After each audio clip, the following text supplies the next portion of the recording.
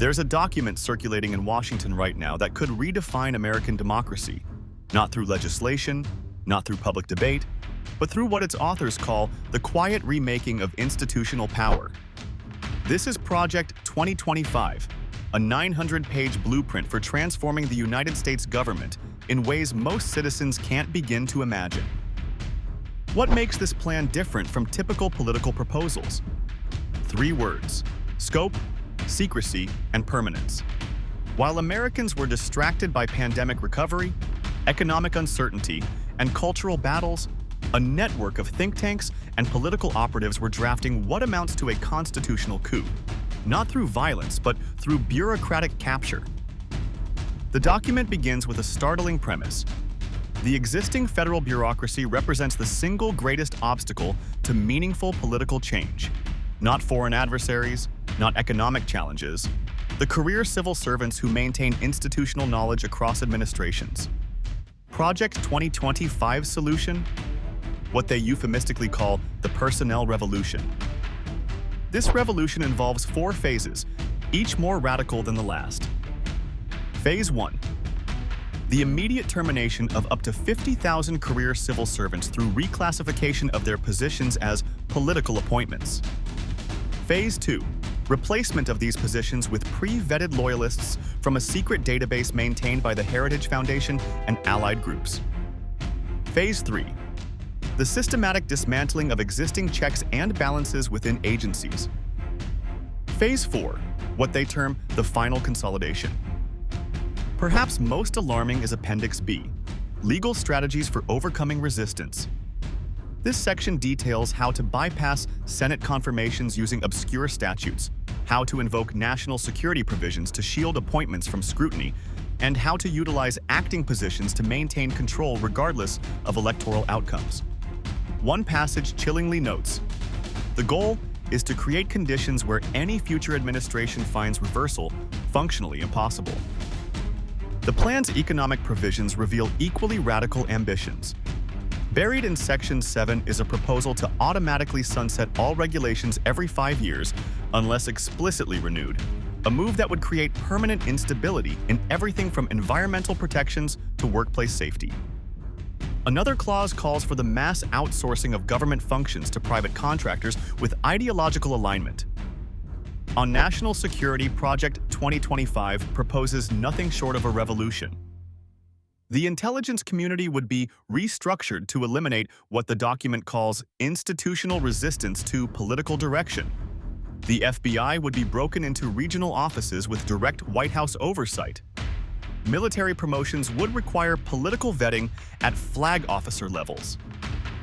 The judicial strategy is perhaps the most brazen. Beyond the expected calls for more conservative judges, the plan includes detailed preparations for what it terms the post-Chevron landscape, referring to the potential overturning of judicial deference to federal agencies. This includes prepackaged lawsuits designed to immediately challenge any remaining regulatory power. Civil liberties receive scant mention except as obstacles. One passage dismisses concerns about politicized law enforcement as the predictable complaints of those who benefit from the current corrupt system. Another suggests redefining extremism to include anti-democratic ideologies with suspiciously broad language that could encompass mainstream political opposition. The voting rights provisions are particularly stark. While avoiding explicit calls for restriction, the document advocates for what it terms election integrity modernization, a series of measures that voting rights experts warn would disproportionately affect minority communities. These include same-day registration rollbacks, strict ID requirements, and the elimination of most mail voting. Education policy receives its own disturbing chapter. The plan calls for a complete overhaul of the Department of Education, transforming it from a regulatory body into what they term a vehicle for patriotic education. This includes nationwide teacher certification standards emphasizing traditional American values and a proposed blacklist of subversive academic concepts. Healthcare provisions focus on what the document calls the moral capture of medicine. Beyond expected abortion restrictions, the plan includes sweeping conscience protections that could allow providers to refuse care for LGBTQ patients contraception, or even standard end-of-life treatments. The Medicare and Medicaid sections suggest block granting programs to states with few protections against benefit cuts. The environmental policies read like an oil industry wish list. The plan calls for immediate withdrawal from climate agreements, mass leasing of federal lands, and the elimination of entire divisions within the EPA. One subsection titled Energy Dominance proposes revoking the federal government's authority to regulate greenhouse gases entirely. Labor policy takes direct aim at worker protections. The document advocates for nationwide right-to-work laws, the elimination of overtime protections, and the radical restructuring of the NLRB to favor employers. One passage bluntly states, "The balance of power has shifted too far toward labor in recent decades. This must be corrected." Immigration proposals go far beyond border security. The plan includes calls for mass detention facilities, the elimination of most asylum protections, and a national e-verify system tied to voting rolls. Most concerning is a provision allowing for the immediate revocation of citizenship for those deemed to have obtained it under false pretenses, a dangerously vague standard. The technology chapter reveals equally ambitious goals. Beyond breaking up big tech, the plan calls for government backdoors into encryption, national content moderation standards favoring conservative voices, and the creation of a patriotic alternative to public broadcasting. One subsection even proposes a federal truth commission to rate media accuracy. Foreign policy sections advocate for what they term dignity realism, a combination of military buildup and transactional diplomacy. The plan calls for withdrawing from international organizations, abandoning traditional allies seen as weak, and embracing authoritarian leaders who share our values. One passage explicitly praises Hungary's Viktor Orban as a model for cultural preservation. The plan's federalism provisions would effectively end the modern concept of cooperative federalism. States would gain unprecedented power to opt out of federal programs, while losing the ability to set stricter standards than Washington. This includes environmental regulations, consumer protections, and workplace safety rules.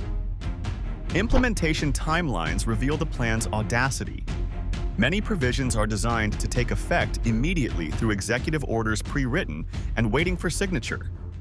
Others rely on rapid Senate rule changes to bypass filibusters. The document boasts that 90% of the plan can be implemented without congressional approval through creative use of existing statutes. Legal scholars who've reviewed the document point to its unprecedented scope. "This isn't normal political transition planning," says Yale law professor Emily Carter. "It's a roadmap for constitutional hardball, exploiting every loophole and gray area to achieve what couldn't be won at the ballot box." Historical parallels are hard to ignore. The plan's combination of personnel purges, media control, and institutional capture resembles authoritarian playbooks from Hungary to Turkey. Yet its authors insist they're saving democracy from itself. As one passage puts it, sometimes democracy requires temporary undemocratic measures to preserve its future. The most disturbing aspect may be the plan's longevity provisions. Through court packing, civil service changes, and procedural tweaks, the document seeks to lock in its changes regardless of future elections. One section chillingly notes, "Reform must create facts on the ground that make reversal politically impossible." Public awareness remains startlingly low. A recent poll showed 83% of Americans have never heard of Project 2025. Its authors appear to count on this ignorance, with the document repeatedly emphasizing the importance of speed and surprise in implementation. As you hear these words, the people behind this plan are already moving. Transition teams are being trained. Loyalists are being vetted. Legal justifications are being polished. The question isn't whether they're serious, it's whether anyone will stop them before it's too late. Because here's the terrifying truth about Project 2025. It wasn't designed to be read by the public. It wasn't meant for debate or discussion. It was crafted in shadows, waiting for its moment to emerge fully formed. When most Americans wouldn't be looking, when the media would be distracted, when the normal checks and balances would be too slow to react. This isn't speculation. This isn't conspiracy. This is happening.